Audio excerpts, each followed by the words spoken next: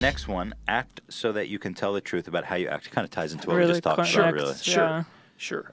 Pursue what is meaningful, not what is expedient. Right. That's rule 7 in the book. So, here's a strange idea, but this is another example of, I think, where the physical and the metaphysical touch. So,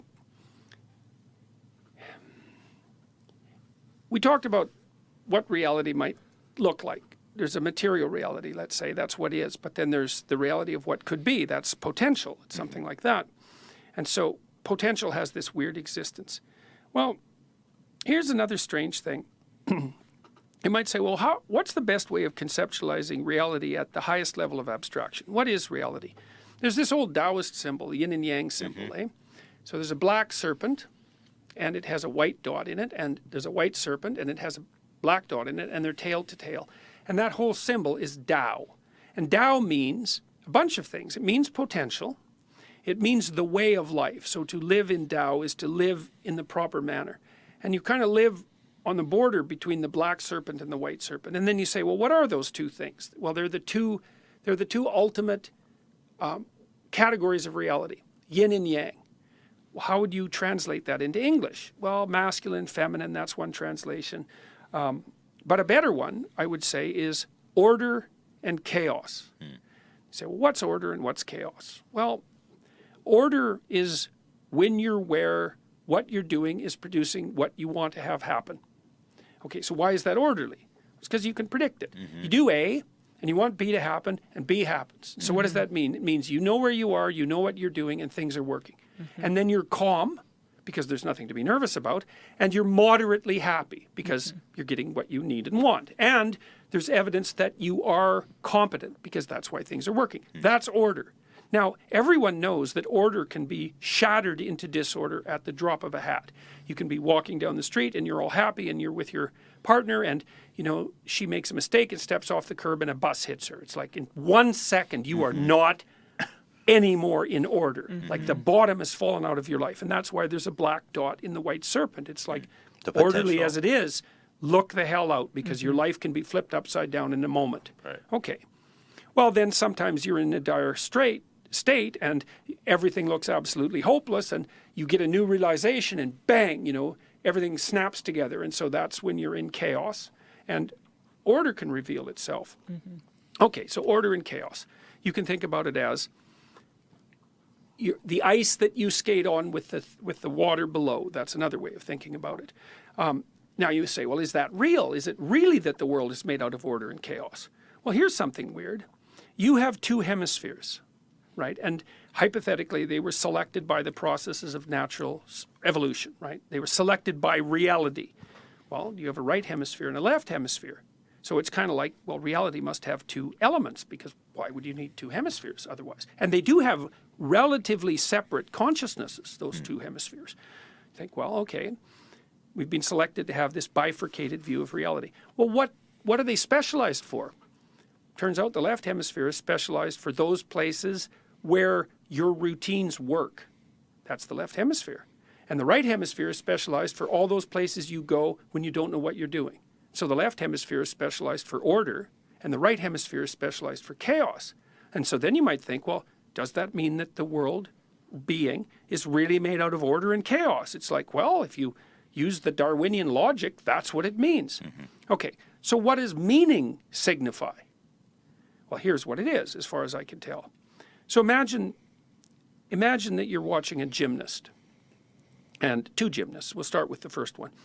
And the gymnast pops out on the floor and does her routine, and she's like, she's on it, man. Like, you can tell this girl has put her 50,000 hours in, and every single thing, impossible thing she does in succession is flawless, right? And at the end, she, you know, what would you say? Voila. Displays herself to the crowd, right? And the crowd is like, wow, that's so impressive because they think, wow, she's human and look what humans can do. And isn't that so cool? And they're so thrilled. And, you know, the judges go 9.8, 9.8, 9.8. It's like, because I think it's 10 points for gymnasts. And it's like, well, now what does the next gymnast do? Because how do you top perfection, right? Because you can't. But that's not true. You can. So the next gymnast comes out And she goes through her routine too, and it's perfect, but it's more than perfect because you can see that with every bloody move she makes, she's pushing herself right to the ragged edge of disaster. Like she's risking the performance of her life. And that means she's risking a big mistake because you risk that when you do the performance of your life. And you can just see her straining. It's like when you hear a great violinist or a great guitarist play something and they bend and twist all the notes so they're kind of rough and ragged and they know how to do it perfectly and they put this vicious edge on it. It's like you just love that. And so the gymnast is out there just stretching herself right to the limit of her ability, right? And then she does voila, right? And she's sweating and it's like triumph and the whole damn crowd just leaps to their feet because she was better than perfect. She was perfect in the way that will make her more perfect in the future. And that's meaningful. And that's why the crowd leaps to its feet. And she's on that border between chaos and order. And that's meaningful. And so what I would say is what your brain does for you is tell you when you're in the right place at the right time by infusing your life with significance and engagement. And it's saying, look, you've got the cosmos is lined up around you. It really, truly is. You're right in the right place at the right time. You're in your domain of competence. But you're stretching yourself so that you're actually improving at the same time. And that's perfect. It's absolutely perfect. And so I think for a long time we've cast doubt on the reality of meaning. That's part of the death of God. There's no real meaning in life. It's like, no. It does not look like that's true. It looks like it might be the case that there's nothing more real in life than the sense of meaning. I actually think you can make, well, I do make that case in 12 Rules for Life. I think you can make a completely coherent case that meaning is an unerring guide. There's limits. If you're going to allow your sense of meaning to guide you, you don't want to lie to yourself because you pathologize the instinct. You know, because if you keep filling your head up with nonsense, the meaning generator is going to become corrupted and it's going to make things shine for you that shouldn't shine. They'd only shine for someone who's corrupt. So if you're going to be guided by your sense of meaning, then don't fill your spirit with garbage. And that sort of applies to the first few rules. Don't lie. Don't do things that you hate. You're building upon the previous rules. Right. Don't make the thing that guides you ill. And so you think that meaning is that living on the border of chaos and order. You bet. That's the great. Tao. That's That's the really Tao. That's where you are. If you live in Tao, it's on the line And between so chaos and order. controversy, or on the other end, you say not what is expedient. So how do you confuse those two things? What do those two things look like? Okay. How do you not confuse them? No problem. Look, so I came in here for this discussion today, and I could be thinking, I want to tailor this interview so that I sell as many books as possible. So like I have a goal. I'm going to come in here, and if you veer off on some topic that I don't think is relevant to my goal of selling books, then I'm not going to participate. I'm going to steer you back. I'm going to mention it every chance that I get. Because what I want to have happen from this talk is that I make more money. It's like, okay, so then I'm going to come in here and I'm going to manipulate the conversation to facilitate that goal. Okay, so that's expedient. But then I could say, no, let's not bother with that. Not because there's anything wrong with that. I mean, it's not a problem to have a goal. It's a problem to manipulate people. Sure. But you know, I knew we were going to talk about the book, so it wouldn't be like you wouldn't regard that as incomprehensible if it started to happen. If I said something, well, can we direct the conversation back to the book? You wouldn't take offense to that, not in any real sense. But what I would do, and what I want to do instead is come and, you guys like to have open discussions. And like what we're doing when we're having an open discussion is we're trying to elevate each other's spirits. And so that's like rule 9, right? Assume that the person you're listening to knows something you don't. It's like there's things you need to know. There's things I need to know. There's things you need to know. If we actually have a talk, maybe we'll all come away less stupid. And since if you're stupid, you wander into a pit, then maybe it would be better if you weren't stupid. And so I'd rather come on and say, well, let's engage. So let's occupy that place of meaningful conversation. Let's trust it and see where it goes. And then let's assume that whatever happens is the best thing that could have happened. It doesn't matter, because maybe the right outcome for this podcast isn't a particular percentage of increment in book sales. Maybe it's the fact that well, we got along and we decided to do something else together in the future, or maybe 5 things in the future, or maybe it's more inspiring for the listeners. And so there's also this idea, this relates to the idea about truth. There's a real fundamental idea that's really deeply rooted in Western civilization, which is that the most daring possible approach to life, and I would say the most meaningful approach, is to tell the truth and let whatever happens happen. It's an adventure. It's like, so I could come in here and say, well, I'm going to craft this conversation so it's about my book. And it's kind of predictable. I know what's going to happen. But it's way more engaging to say, no, let's just have the best conversation we can have and then wait and see what happens. Well, that's way more, that's super interesting. That's way more interesting. It's So way almost, more meaningful. Almost, in other words, like short-sighted, expedient. That's right. That's the problem. I don't think there's anything that has longer vision than that sense of meaning. Okay, so I'll tell you something that's so cool. This just bloody well blew me away when I learned it. This is from Jung as well. So we talked about the idea of the self, right? So the self is everything you are and everything you could be across time. Okay, but here you are caught in this little fragment of time. But there's this you that has the potential across time. Well, and it's something that you're trying to grow towards to maximize your potential, right? So then you might ask, well, how does that potential manifest itself in the present so that it can be revealed? Well, the answer is through the instinctive meaning.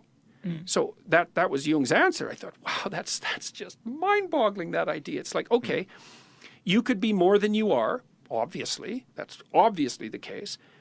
How does that manifest itself in the moment? Well, that which you could be tells you where to walk by making that path meaningful. Wow. It's like, really? Could that be the case? Well, what else would make what you're doing meaningful? It's like, come up with a different explanation if you want. See if you can come up with a better explanation, because I don't think you can. Walking the path that's more challenging. Yeah, because you need to be optimally challenged, right? Because you're not. So here's a couple of things that we've learned recently. So I could say, well, why do we grow in a conversation that's genuine? Well, it's because we're sharing information, right? And then we build each other out of the information. We build ourselves out of the information. So that's just a cognitive approach. But here's something else that we've learned recently. Is like, let's say you go pick up a new, like a physical hobby. Like you start weightlifting, or maybe you do jiu-jitsu or something like that. And so you're in a new environment and you're faced with new challenges. Genes in your brain turn on that weren't on before, and they code new proteins and they build new structures. And so inside the genetic structures that underlie your physiology are all sorts of physiological potentials that won't manifest themselves unless you put yourself in a new situation. And so by challenging yourself constantly, you're turning on parts of yourself that wouldn't otherwise be on. You could say, well, life is horrible and tragic and bitter and cruel, and everyone is suffering from being persecuted and from evil. It's like, yeah, okay, it's fine. So how are you going to deal with that? Turn yourself on. You know, you go everywhere and click everything on, and then maybe maybe you could handle it. So I'll tell you a wonderful story. So in the Chartres Cathedral, the cathedral is a cross. Okay, so the cross, the center of the cross is the center of consciousness. It's the point of maximal suffering. Okay, the cathedral is a cross. Now on the floor of the cathedral is a maze, a big maze, and you can walk it. So you go into the maze at the bottom quadrant, and then you walk all the way through the bottom right-hand quadrant, completely walk through it, and then you get to the top right-hand quadrant, and you walk all the way through that. Then you get to the top left one, and you walk all the way through that, and the bottom left one, and then you come to the center. It's a symbolic pilgrimage. So what it means, and it's a map of the world, north, south, east, and west. So it's symbolically the world. So the idea is that you have to walk through the entire world in order to get to the center. So you have to go everywhere and do everything to turn yourself on enough so that you can handle what's coming towards you. And you do that voluntarily. You open yourself up to the challenge. It's like, wow, I read all that. I thought, wow, that's such an amazing idea. It's so, and it's true, because, all you do if you shrink from life, Right. the more you shrink, the smaller you get, unsurprisingly, right? Sure, yeah. And the more you move forward confidently and willing to take on the challenge and the potential danger, then the stronger you get. And then you might say, well, what's the upper limit to that strength? Well, you're really good for you. That would be good. You're really good for you and your family at the same time. It's like, oh, bargain. You're really good for your family and your community at the same time. And then you're really good for all of those in a way that gets better and better across time. It's like, well, that would be the ultimate expression of human possibility. It's like, well, that's a hell of an antidote to chaos.